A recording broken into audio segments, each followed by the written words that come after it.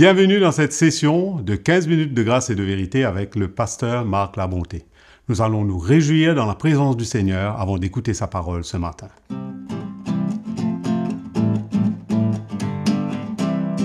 Je me réjouis dans le nom du Seigneur. Je me confie dans le nom du Seigneur. Je lève mes mains dans le nom du Seigneur.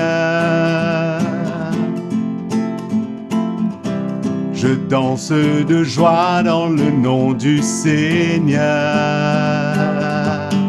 Je célébrerai le nom de celui que mon cœur aime. Oui, je bénirai le nom de mon Sauveur. Je célébrerai le nom de celui que mon cœur aime. Oui, je bénirai le nom du Seigneur, du Seigneur, du Seigneur. Alléluia. Allons maintenant écouter sa parole. Bienvenue à cette nouvelle session de 15 minutes de grâce et de vérité. Patrick, merci. Que c'est bon de louer le Seigneur. La louange du Seigneur doit être toujours dans notre cœur et dans notre bouche. On doit toujours être reconnaissant et l'exprimer.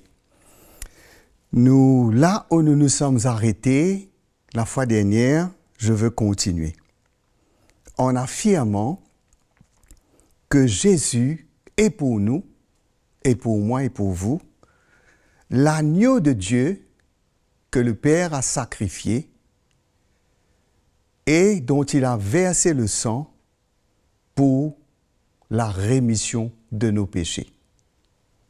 Nos péchés n'auraient jamais pu être enlevés. Nous serions toujours, nous aurons été toujours séparés éternellement de Dieu si Jésus n'était pas venu verser son sang pour nous à la croix. Quel amour merveilleux! Est-ce qu'on peut ignorer cela? Ou qu'on doit être éternellement reconnaissant que Jésus a versé son sang pour nous? Nous continuons concernant le témoignage de Jean qui, comme nous avons dit, a rendu témoignage de Jésus.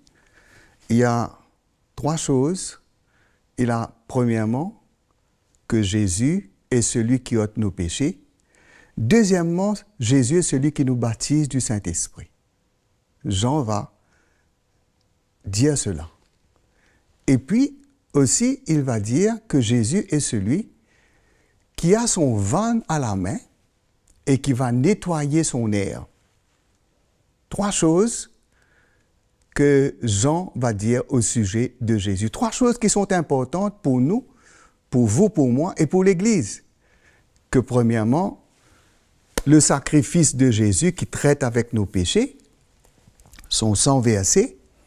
Deuxièmement, le baptême du Saint-Esprit, que nous allons être baptisés du Saint-Esprit. Et la purification, la sanctification qui suivra. Parce que nous allons faire ces expériences-là. Si nous continuons à voir concernant Jésus qui a pris nos péchés, dans l'épître de Pierre, l'épître de Pierre au chapitre 1er, Pierre chapitre 1er, le verset 18. Première épître de Pierre, le verset 18. Vous savez que ce n'est pas par des choses périssables, par de l'argent ou de l'or, que vous avez été rachetés. Nous parlons de la rédemption, du rachat, qui veut dire nos péchés effacés, nos péchés pardonnés. Dieu a ôté nos péchés au travers du sang de Jésus. Que vous avez été rachetés de la vaine manière de vivre que vous aviez hérité de vos pères. Tous ceux qui naissent sur cette terre, leur héritage, c'est l'héritage d'Adam. Adam, notre premier papa, le père de l'humanité. Qu'est-ce qui s'était passé? Qu'est-ce qu'il avait à nous transmettre? C'est la nature du péché. C'est la nature du péché. Et tous ceux qui sont nés par leurs parents, ils ont eu la vie, mais c'est Dieu qui donne la vie. Ce n'est pas les parents qui donnent la vie, mais c'est Dieu, mais au travers des parents. Et il y a la transmission de la nature du péché. Et là, c'est ça cette vaine manière de vivre.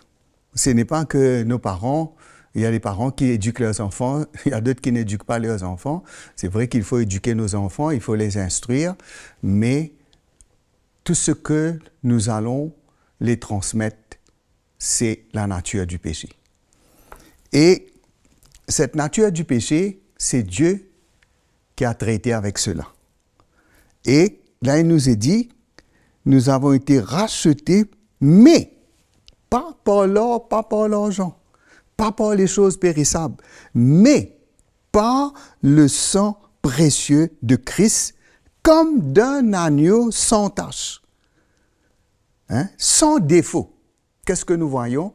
Ce que Dieu avait dit dans l'Ancienne Alliance, avec le peuple d'Israël, il avait ordonné que pour le sacrifice du péché, cela devait être un agneau qui n'a ni défaut ni difformité, qui était parfait, et qui représentait, qui symbolisait Jésus qui allait venir et que Jésus était sans tache et sans défaut.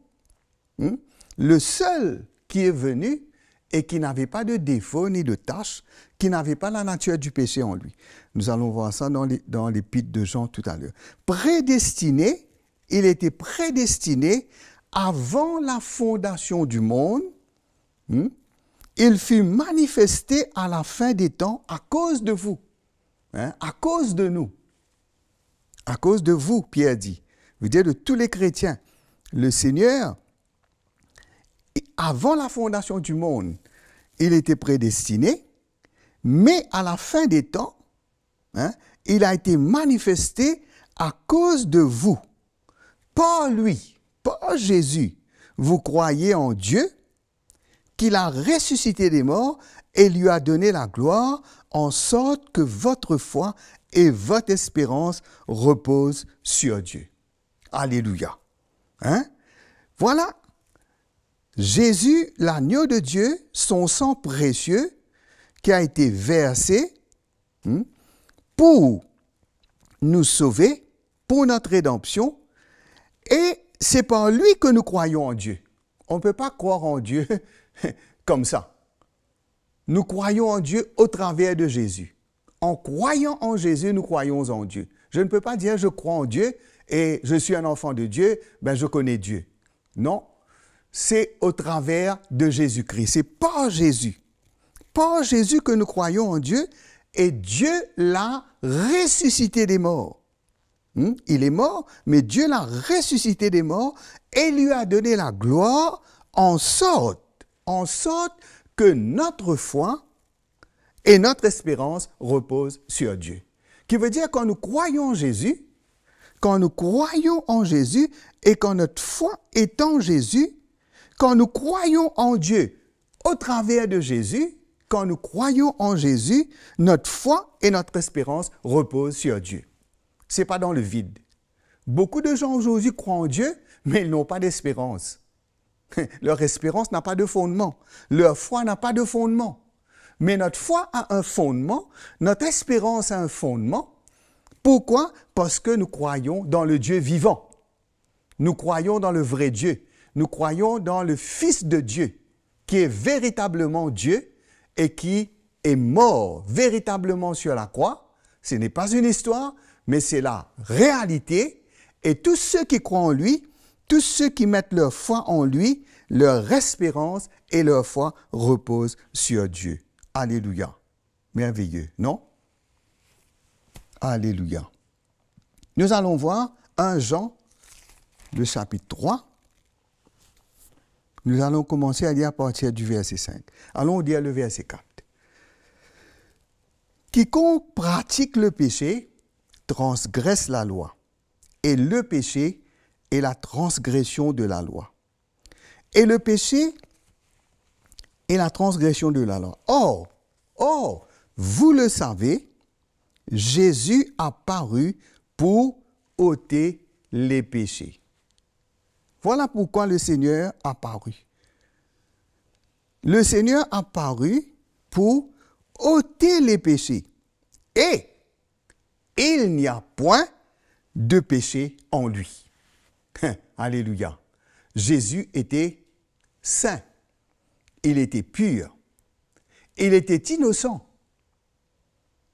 Comme cet agneau qui était innocent. Qu'on prend un agneau innocent qui n'a rien fait, et qu'on le met à mort, qu'on le tue, et qu'on verse son sang pour que Dieu puisse couvrir les péchés de ceux de l'ancienne alliance. Maintenant pour nous, Jésus, Jésus qui n'a point de péché, en lui il n'y a point de péché. Jésus est le Fils de Dieu. Il est le Fils de l'homme parce qu'il a pris un corps, mais il est le Fils de Dieu. Il a paru pour ôter nos péchés. Le péché ne peut pas être ôté sans Jésus, sans le sang de Jésus. Et il y a un chant que nous chantons, « Rien ne peut sauver mon âme, rien que le sang de Jésus. » Seul le sang de Jésus nous lave et nous purifie de tous nos péchés. Quand nous croyons en Jésus, nous sommes justifiés. La parole de Dieu nous dit, nous sommes justifiés par le sang de Jésus et nous avons la paix avec Dieu. Nous sommes réconciliés avec Dieu, nous avons la paix avec Dieu quand nous sommes justifiés par le sang de Jésus. N'est-ce pas merveilleux ce que Jésus est et ce qu'il a fait pour nous? Notre cœur déborde de reconnaissance. Notre cœur est rempli de joie. Sur ce, je vous quitte. À la prochaine session. Merci. Nous avons été bénis par le message que le Seigneur a mis dans le cœur de son serviteur, le pasteur Marc Labonté. Nous vous encourageons à aimer cet épisode de 15 minutes de grâce et de vérité, à la partager à tous ceux que vous connaissez. N'oubliez pas de vous souscrire à notre chaîne CTMI et à cliquer sur la petite cloche pour être averti des prochaines sessions. Prenez contact avec nous à l'adresse indiquée sur votre écran et partagez-nous vos commentaires et vos expériences.